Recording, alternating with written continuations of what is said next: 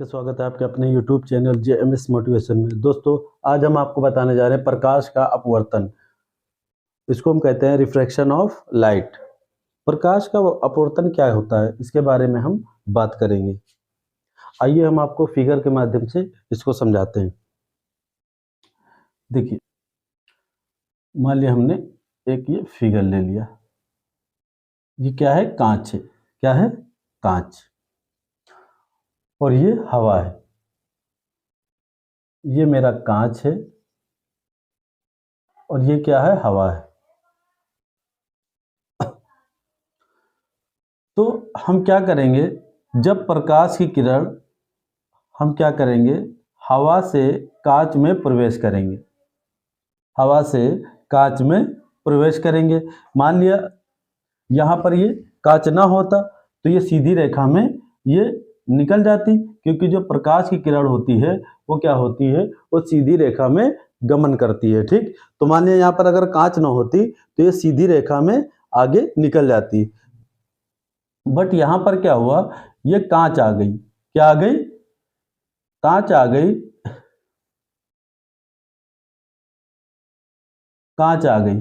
कांच की वजह से ये क्या करेगा, जो मेरी ये प्रकाश की किरण है ये क्या करेगी, ये अभिलंब की ओर मुड़ जाएगी। कहाँ मुड़ जाएगी? अभिलंब की ओर मुड़ जाएगी। ठीक है, तो इसी को हम क्या कहते हैं, प्रकाश का अपवर्तन कहते हैं। कहते हैं जब प्रकाश की किरण हवा से कांच में प्रवेश करते हैं तो वो अभिलंब की ओर मुड़ जाती है। इस प्रक्रिया को हम प्रकाश का अपवर्तन कहते हैं। तो जो मेरा, देखिए इसमें लंब डाल लिया हमने, तो ये एक एंगल बन रहा है, इसको हम कहते हैं आई। और जो ये एंगल होता है इसको हम कहते हैं आर। ये मेरा कौन सा एंगल है? ये मेरा इंसिडेंट एंगल होता है। और ये मेरा कौन सा होता है? Refracted angle. ठीक है, जो मेरा कांच होता है, कांच क्या होता है? पारदर्शी होता है। कैसा होता है? पारदर्शी। और हवा भी कैसा होता है? हवा भी मेरी पारदर्शी ही होती है। पारदर्शी होती है। तो हम इसको किस तरीके से लिखेंगे, इसकी डिफिनेशन हम कैसे लिखेंगे?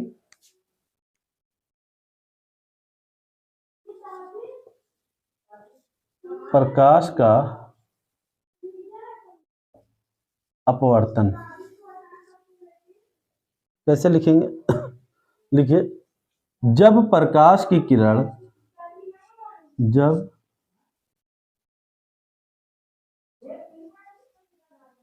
जब प्रकाश की किरण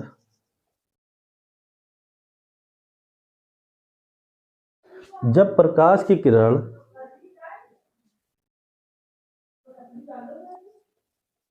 एक पारदर्शी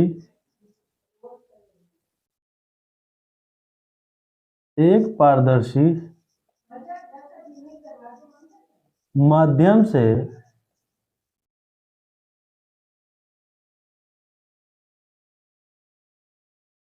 दूसरे पारदर्शी माध्यम में प्रवेश करती है,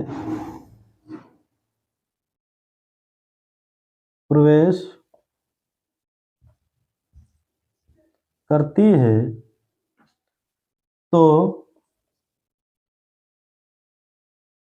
उसकी दिशा में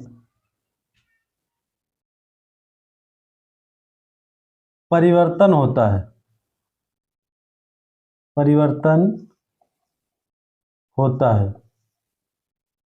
अर्थात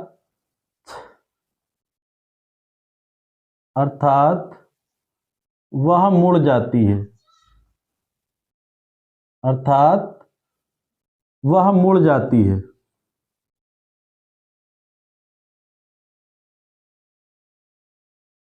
इस प्रक्रिया को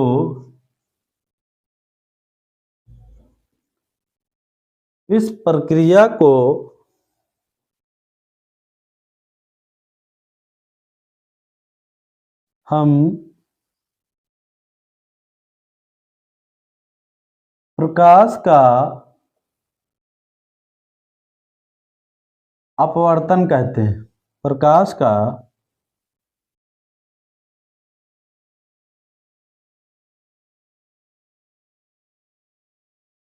अपवर्तन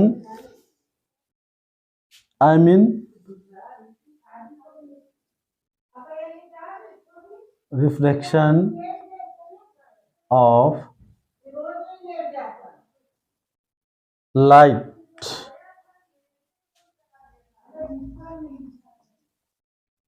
कहते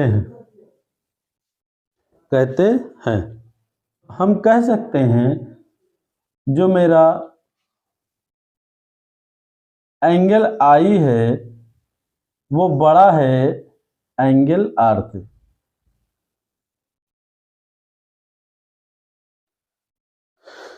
जो मेरा एंगल आई है वो बड़ा है एंगल आर से, यानी ये एंगल मेरा क्या हो रहा है, बड़ा हो रहा है। ये अभिलंब की ओर झुक गया है तो ये क्या हो गया, थोड़ा कम हो गया है, तो इसीलिए ये एंगल बड़ा है, ये छोटा है।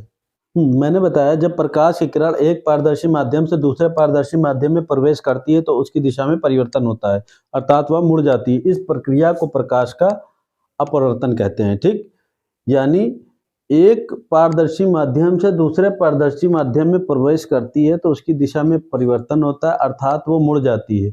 तो कहने का मतलब ये है, एक दिशा से दूसरी दिशा में परिवर्तन होने के बाद ये आखिर मुड़ती क्यों है।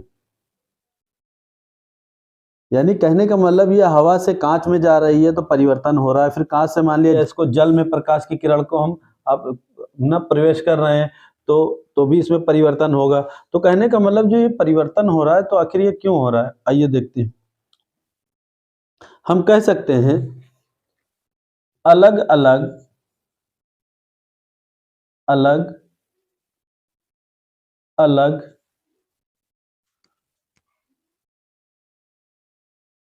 माध्यमों में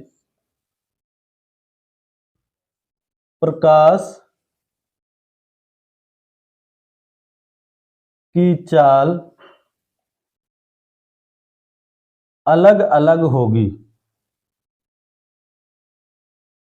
अलग अलग होगी।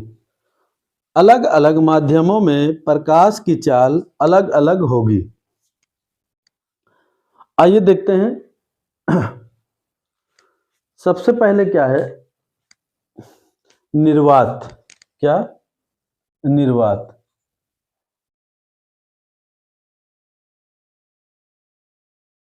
निर्वात यानी शून्य। निर्वात का मतलब इस जगह पे जो होता है, जो डेंसिटी होती है मेरी क्या होती है, जीरो होती है। तो निर्वात में प्रकाश की चाल, निर्वात में प्रकाश की चाल यानी निर्वात का मतलब ना वहां पानी होगा और ना हवा होगी, ठीक है, ना कोई गैस होगी। ठीक है, ऐसे फॉर एग्जांपल हमने कहा चांद। चांद पे आप जाएंगे तो चांद पे ना आपको पानी मिलेगा और ना हवा होगी। ठीक, तो कहने का मतलब वहाँ जो डेंसिटी होती है क्या होती है, जीरो होती है, यानी वहाँ का घनत्व क्या होता है, जीरो होता है। यानी निर्वात में प्रकाश की चाल कितनी होती है 3 लाख। कितनी होती है, 3 लाख किलोमीटर प्रति सेकेंड। कितनी होती है, 3 लाख किलोमीटर पर सेकेंड। यानी इसको हम कर सकते हैं मीटर पर सेकेंड में, तो इसको लिख सकते हैं 3 × 10⁸ मीटर पर सेकेंड। यानी इसको ऐसे भी लिख सकते हैं हम।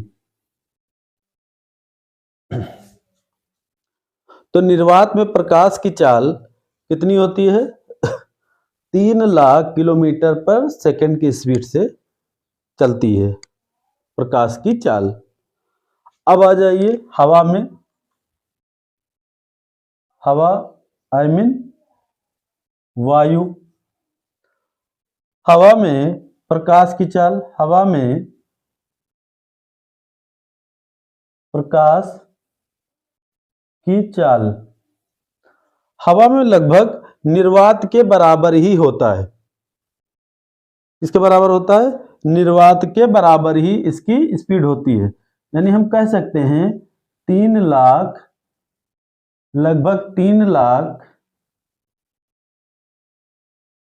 किलोमीटर पर सेकेंड। उसके बाद सबसे तेज निर्वात में, उसके बाद थोड़ी सी कम होती है हवा में। हवा में जो स्पीड होती है लगभग इतनी ही होती है, ठीक है। उसके बाद आता है जल। जल में